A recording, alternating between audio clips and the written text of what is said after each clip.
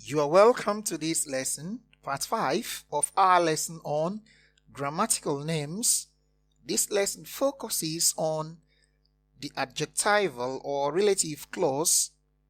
We would look at the nature, function, and some examples of the relative clause. Let's get on with our task. The relative clause is also a subordinate clause, but this time it qualifies a noun. Remember that in part 4 of our lesson we talked about the adverbial clause, and in that instance, even though it was also a subordinate clause, it worked on verbs, it modified verbs. So in this instance here, the part 5, the relative clause focuses on nouns. That is because it performs adjectival functions. And from our basic knowledge of adjectives, adjectives qualify or modify nouns. The relative clause usually occurs next to the noun that it qualifies in a sentence. So that has a very common pattern to find, that if you have a relative clause, it will stand close to the noun that it qualifies or modifies in that sentence. It hardly begins a sentence, so it's not going to be very easy for us to have a relative clause that begins a sentence. This is because the relative clause has to qualify a noun that has been mentioned, something called an antecedent. If there is no antecedent for it to follow, to qualify, then it can't exist. Probably that is a more logical reason to give when we say that the relative clause does not begin a sentence.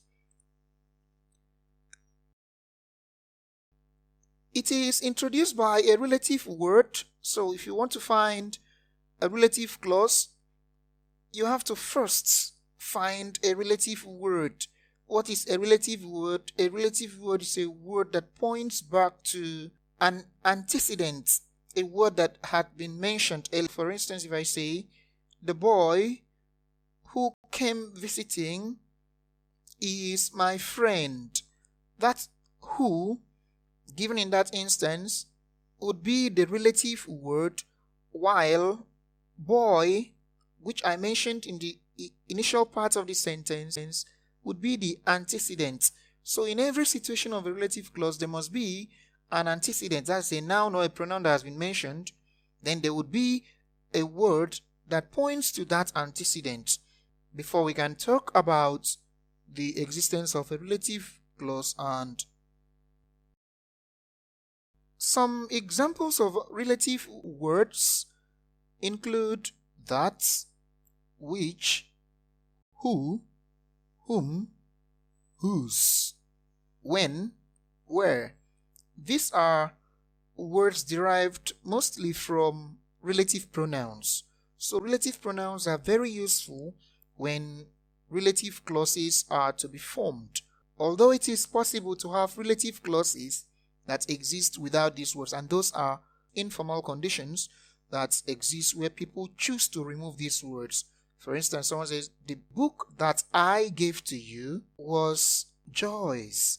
Another person will say, the book I gave to you. So that second person will remove the word that, but it doesn't mean that that does not exist. So these are some examples of relative words picked from what? Relative pronouns and relative adverbs.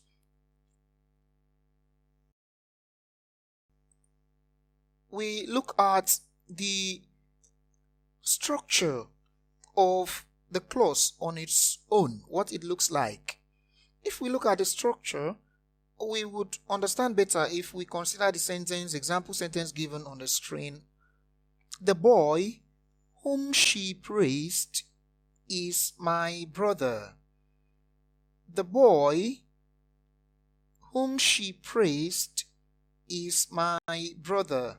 Boy is the antecedent, that is the noun mentioned in the sentence. Whom she praised is the relative clause adding more information to the boy to pick out the particular boy. The relative word pointing to boy in this instance is whom. So I have the boy is my brother. Someone would ask me, which boy? So I would say the boy whom she praised. Notice that whom she praised is trying to explain and give an identity to the boy being talked about in this instance.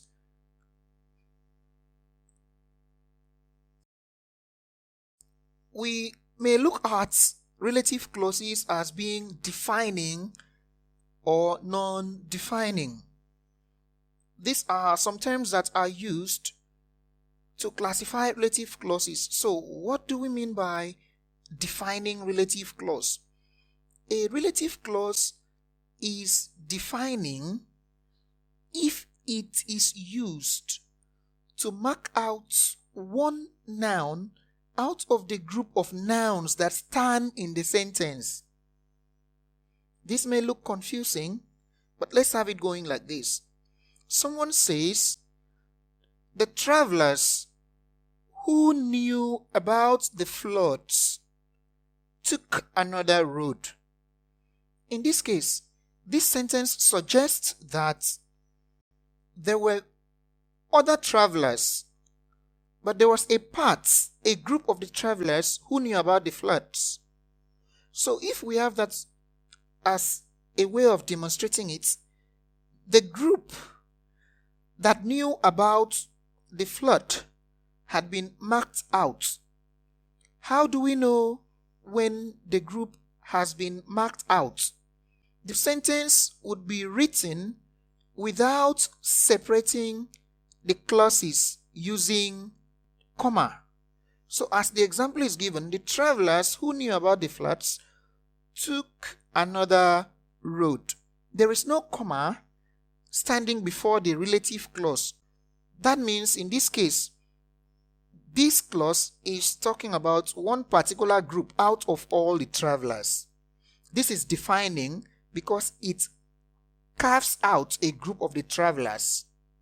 This is defining because it limits the number of the travelers, not all the travelers. This is also defining because it is a large group of travelers, but there is one section of the travelers that knew about the floods. Let's look at the non-defining relative clauses. Non-defining, as the name suggests, would say that there is no large group of nouns talked about. So, the clause does not have to look for a particular group of people being referred to here. The second instance here still uses the same example that we used, but this time we have commas introduced to mark out the clause. The travelers who knew about the floods took another road. The idea in this instance is that we had a group of travelers and all the travelers knew about the flood. So, all of them avoided the floods by taking another road. The first instance, we had many travelers, but not all of them knew about the floods. In this instance, in this non-defining, we have just one group of travelers, and everyone in the group who is a traveler knows about the flood. Now that is the difference in using comma and not using comma. So whenever we use comma to mark out relative clauses, we would be looking at non-defining, so everyone in the group is involved. But when we do not use the comma to mark out the clauses, we would be saying, oh, there is just a section out of many. This is what happens in defining and non-defining. But we have to quickly note this. Whether the relative clause is defining or not defining, it still modifies the noun. So, in the first example, the travelers who knew about the flood took another road without any comma. The relative clause still modified travelers. In this second example, the travelers, who knew about the floods, took another route, it still doesn't make a difference in terms of what it does because it still modifies the travelers. The only reason we talk about defining and not defining is so that we will know the message that is sent. But structurally, in terms of structure, the nature of the sentence, the relative clause still goes after the noun, the antecedent that is mentioned. Generally, what function does a relative clause perform? Only one function. It modifies or qualifies a noun. So once you set your eyes on a relative clause, have it in mind that it is existing because there is a noun that it is modifying. And as we mentioned at the beginning of the lesson, the noun is always nearby. It's always close by. So you watch and see in the sentence given. Let's take a look at some examples here. The man whose car got damaged has been compensated. So whose car got damaged is a relative clause explaining man, modifying man, qualifying man in example 1. In example 2, the boy who knew all about the thief revealed everything to the police. Who knew all about the thief is the relative clause. It modifies or qualifies the noun boy. In example 1, we do not have commas. In example 2, we have commas. What's the difference? One is defining, one is non-defining, but the function is still to modify the nouns. In example 3, the time when she left was unknown to all. Some people make a mistake of thinking that anytime the word when occurs, it should be an adverbial. No. In this instance, we have the time was unknown to all. Someone will say, which time are you talking about? Because we initiate the question using the keyword which, it means we are in an adjectival function group. Therefore, the time would stand as the subject. When she left, it's a modifier to the keyword time because time on its basic form is a noun in that sentence used. Let's go to number 4. Number 4, the place where the accident occurred was sealed by the investigators. The same idea that occurred in example 3 is what occurs here again in example 4. People think that where should always be an adverbial. No. In this instance, the place where the accident occurred modifies the word place, and place is a noun as a part of speech. So, where the accident occurred is a relative clause modifying the noun place in the sentence. This is how far we can go in this lesson. Thank you for watching. Subscribe to the channel if you've not done so. Touch the bell button so you get notified every time there is a new video uploaded. Like this video and share it with friends. You can reach me using any of the contacts on the screen. I remain yours sincerely, Emmanuel Joseph.